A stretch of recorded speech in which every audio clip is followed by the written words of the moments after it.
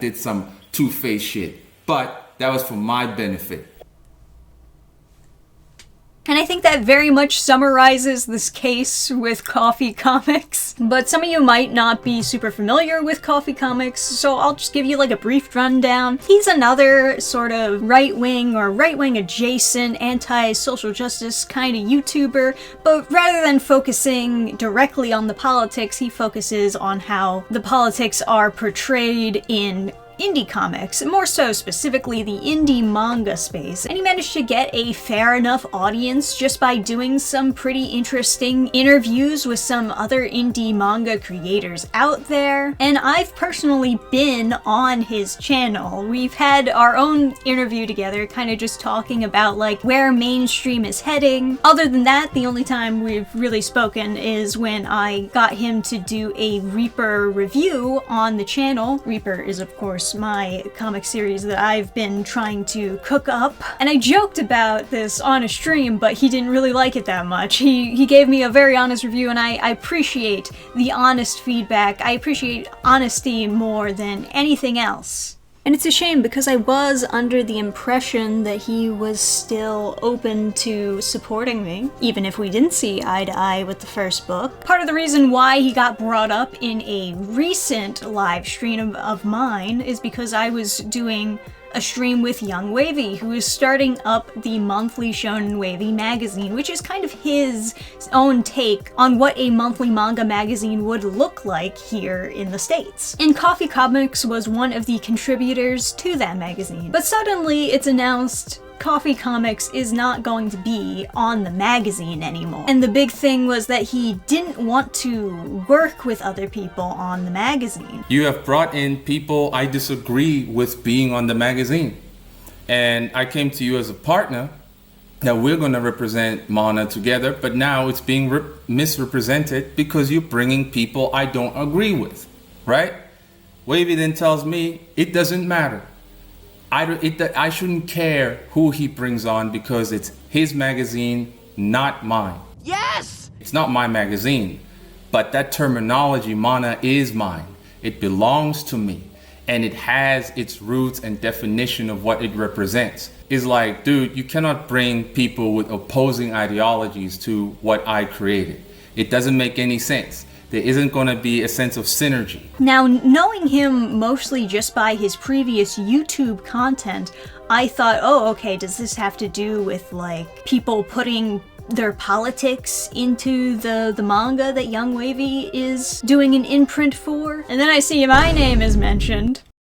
What did I do? Previously, I'd only had positive or mutual experiences with this guy, and as it turns out, a little bit more was going on behind the scenes that I did not know about. And of course, the people that he didn't want on the magazine were me and a few others, such as Vain Lover, who does Final Falsehood, and the Show Me people, who he did not believe were worthy of the ManaA title. We'll get into that later. The real reason that he didn't want us to be in the magazine is just because we didn't pass his vibe check. The aesthetics of the magazine isn't consistent on the basis that all the styles are so different.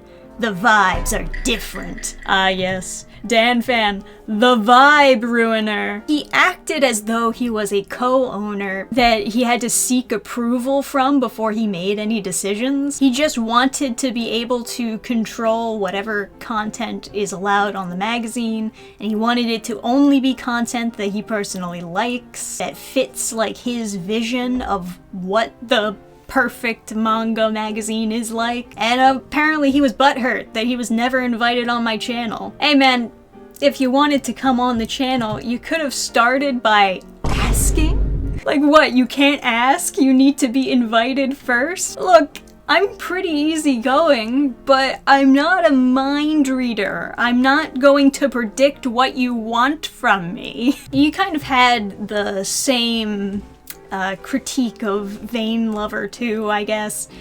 Like, he would go on about how, like, she's not promoting his work. Something's up with Vain Lover, bro. I've never seen her post or share any of our stuff as a group. I've never seen that. Like, it's as if she's operating solo. So I smell trouble. I hope you've noticed that. Apparently he wanted to originally publish Final Falsehood on Coffee Originals. A month later, she comes back and says, hey, can we join after all? Blah, blah, blah. And I said, well, it sounds pretty fishy right now. Sounds like you want to use me for promotion. And she's like, no, of course not. So I did read the conversation that Coffee was talking about. That is essentially how he sold them on to being a part of Coffee Originals in the first place. Like, he specifically says he doesn't want to stop them from self-publishing and that there's no exclusive contract and that he's not going to try to restrict them or anything. And when they did want to realistically talk to him about, okay, we'll join up with Coffee Originals. Let's do your thing. Here's some information that you should know about us beforehand. And also, like, we don't need to be paid. Don't even worry about paying us.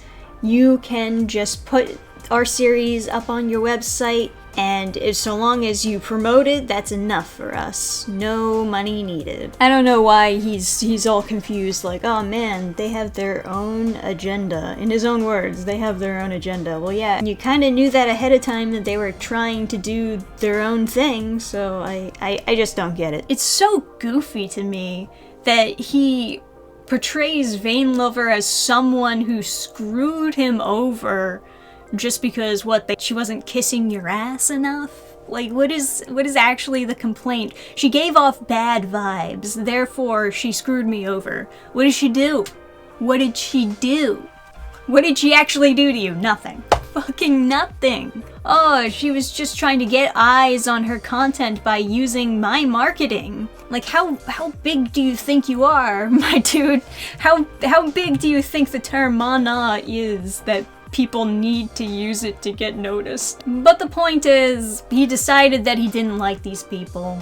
And basically he wanted to use his influence over Young Wavy to prevent us from being in the magazine and being promoted in that sense. This is some real, you can't wear sweatpants on a Monday logic. You can't sit with us! So, what was his response after he was called out for being a two-faced liar? Well, he made a comment on Young Wavy's video, admitting, yes, he was guilty and these messages were real, and he didn't want to drag out this fight any longer, so he just wished him good luck with his business model. Said that was the end of it. Except no, cause he lied again! Not too long after leaving that comment, he made an hour-long video followed up by a part 2 live stream where he says Young Wavy is his #1 enemy and he's going to try to ruin his career. Now you're my biggest enemy.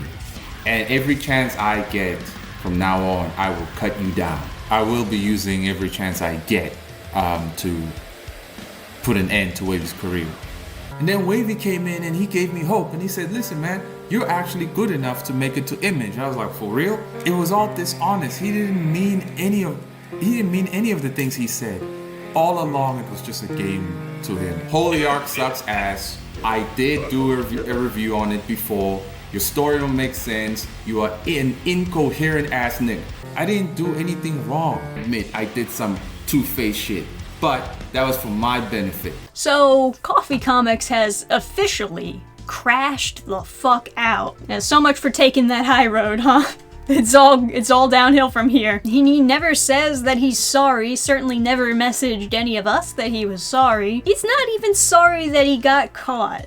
He's just kinda pissy. Spent the whole stream just trying to diss Young Wavy for the most petty things. Like, you know, stuff that has nothing to do with the actual drama, with the actual problem that they had. Instead, he's just like going off like, I lied when I said your manga was good. Your manga actually sucks. And also, you're a high school dropout and you made music and the music sucks. As a member of the Caribbean diaspora preparing to engage in his own self-publishing endeavors, this channel has been very encouraging.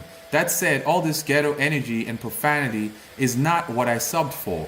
You have been steadily moving more and more toward this type of content. You're full of shit! Who the fuck do you think you are? So what is ManaA, and why does this magic word make Koffee Comics own your content? So a lot of manga is given some sort of nickname depending on where it comes from, such as Chinese comics, manhwa, Korean comics, manhwa, and French type of manga, manfra. Although these are like mostly just nicknames decided by the internet, and as it turns out, a lot of people don't really use them that often to actually describe what manga is called in those regions. But I've had like kind of fun discussions like this before. It's like, oh, what would manga that came from English-speaking countries, what would that be called, you know? Like, Mon America? You know, goofy conversations like that, where it's kind of, I'm not really being serious about it. But Koffee Comics was being serious about it. He thought, yes, there does need to be an English-speaking equivalent name for manga that is released in English-speaking countries. And it can't be OEL manga, which is technically the official term, but it sucks. So he came up with the term ManaA, which also sucks. But he was like, we need to start using this term to distinguish ourselves from the actual Japanese market. So he wanted this term to catch on, except it did catch on, and then he didn't want it to catch on anymore. Because as soon as people started actually using the term, he became extremely possessive over it. Like, you're not allowed to use the term, you're using it wrong, you're not making the kind of manga that I imagined ManaA being called. If anyone continues to accuse me of wanting to be a dictator, you're a hunchback. Plain and simple. You cannot say I have a different vision and version of what ManaA is, and I want to keep your term and keep the spelling you made, and still say, yeah, it's okay. And when I have a problem with it, you're saying I'm being a dictator. That's you being a dictator. You want to take what I created, subvert it, and kick me out, and call me a control freak because I had a problem with you subverting what I started. A lot of self-importance with that. If you want, you know, my own opinion on the matter, yeah, he can keep the term. I would rather them just call it a manga magazine or a comics magazine, because, you know, they actually do call comics in Japan komiksu, which is literally just the word comics with a Japanese accent. But if you wanted to just write the word komiksu on the magazine, that would literally be better than ManaA.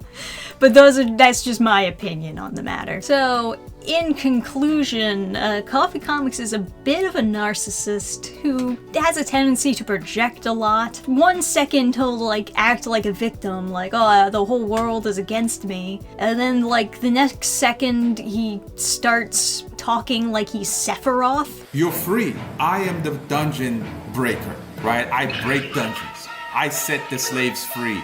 And I have set those who were curious about him free. Those who were trapped by him, you're free now, right? You're free to make your own decisions, to go wherever you want. He claims people are constantly trying to use him or use his fame or his term ManaA to get success, but he's constantly looking for people to use for his own benefit, which he himself admits. I did some two-faced shit, but that was for my benefit. I did enjoy his interview content, mostly because he was able to have on a lot of interesting guests and showcase like really cool indie manga out there. But like this paranoia of, oh, if they're not promoting my content enough, they must be my enemy. Like it is borderline schizophrenic. Of all things I would be canceled for, I would not have imagined I would ever be canceled for doing nothing. Like, oh, I didn't do enough, therefore I got somebody mad at me for that. Anyway, if you did want to check out the monthly Shonen Wavy magazine yourself, I'll leave a link in the description. And as usual, guys, if you want to check out my own comics, as well as other comics that I publish, those are all available on Burning Star Comics. When you buy them, at least you'll have the pleasure of knowing that it makes Koffee Comics very mad, because he doesn't like it. It's not approved by Koffee Comics. I really don't like the shitty behavior with tearing everybody down. The indie comics, the whole indie space in general, you really only get anywhere by building each other up. That's how you build the community, is you all stick together and help each other and share information. And that's actually what turns these self-published works into like a bigger publisher later down the line, is when these people have been working together for a very long time and getting better and better at business, better at comics, then they all like essentially merge. This has happened multiple times throughout history. If people who've worked well together, getting by in the indie space, eventually merge and then are able to do so much more with their combined knowledge and talents. Part of the reason why I agreed to join the monthly Trending Wavy is not because I think I'm a fantastic artist or my work is so great. Oh yes, I'm worthy of the title of ManaA. No, it's not that. It's because I want to work and reach out with other creators, because I see so much value in collaboration and building up that community. And I would encourage more people to be more open-minded to this, instead of this weird behavior of just trying to cancel each other, tear each other down. This doesn't help anybody. But anyway, that's gonna end it for this video. Like it, subscribe, comment down below if I missed any information, and I'll see you next time, guys. Bye! Program restart.